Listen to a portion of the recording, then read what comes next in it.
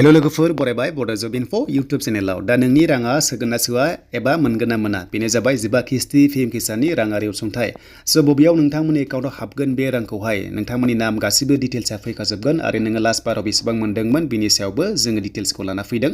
दा लोगोफोर जायफ्रा चेनेलाव गोदानै फैदों साबस्क्राइब खालाम बड' जब इनफोआव हानायसेबां शेयार खालाम जाहाथे बयबो नायनो रोङो आरो नोंथांमोननि राङा फैगासिनो दङ जायफ्रा आबादारि नोंथांमोननि एकाउन्टआवहाय रांखौ मोनसिगोनलाय बेनो जाबाय पीएम किसान स' बे पीएम किसाना सेन्ट्रेल गभर्नमेन्टनि स्किम जेराव नोंथांमोना थाइसेबो हरफिननाङा जायफ्रा आबादारि नोंथांमोना रेजिस्टार जाबाय नोंथांमोना मोनबाय थायो आरो जायफ्रा गोदान थांनाय बाराव खालामदोंमोन मोनगोन ना मोना गोबां कमेन्ट्स दा बेखौ नोंथांमोना मिथिगोन 15 नभेम्बरावसो मिथिगोन आरो 15 नभेम्बराव हाबनाय लोगो लोगोनो नोंथांमोनाव नेक्स्टनिफ्राय हाबलांबाय थागोन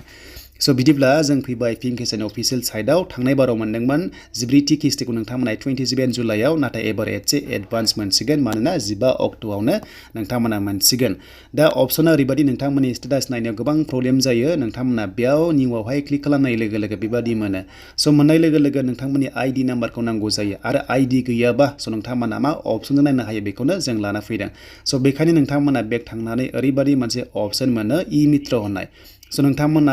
किसान इ मित्र होननाय दङ बेयाव एसे नटिस खालाम बेयाव क्लिक खालामनांगोन स' बेयाव क्लिक खालामनाय लोगो लोगो नोङो गोसोबादि कुइसन सोंनानै नोङो सोंहरनो हागोन पीएम किसाननि अफिसियेल अफिसाव अके होमबानो नोंनावहाय रिजाल्टआ गासैबो फैबाय थागोन स' बेयाव क्लिक खालामनाय लोगो लोगो किसान इ मित्र ओंखारबाय दानिया नायदो किसान इ मित्रआव नोंथांमोना जुदि थांनाय बाराव रां मोनाखैबा एबार मोनाखैबा मा खालामनांगौनो फार्स्टनि अपसन दङ बेयाव नोंथांमोना मेसेजखौ लिरबानो जाबाय आई हेभ नट रिसिभ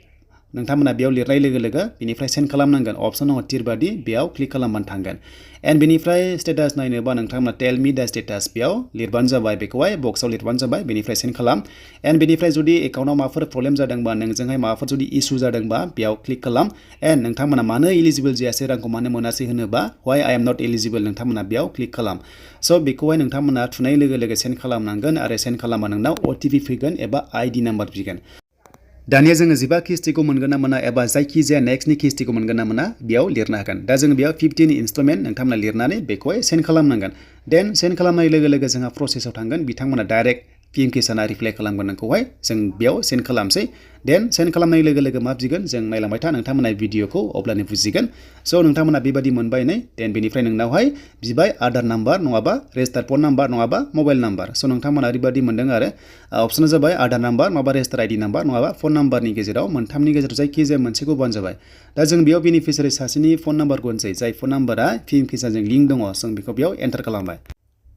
दा जोङो एन्टार खालामनाय लोगो लोगो नोंनावहाय अटिपि थांगोन जाय मबाइल नाम्बारखौ नोंथाङा रेजिस्टार खालामदों नोंनाव अटिपि थांगोन आरो बे अटिपिखौ नोंथांमोना बे बक्सआव खनसे होनानै आरोबाव सेन्ड खालामनांगोन अके स' नोंथांमोना सेन्ड खालामनांगोन आरो सेन्ड खालामनाय लोगो लोगो नोंनि डिटेल्सआ फैसिगोन जे नोंनि रिजाल्टआ फैसिगोन नोंनि नाम माब्ला मोनगोन आरो माब्ला मोनखो लास्ट बारखौहाय जों बेखौ मोनजोबगोन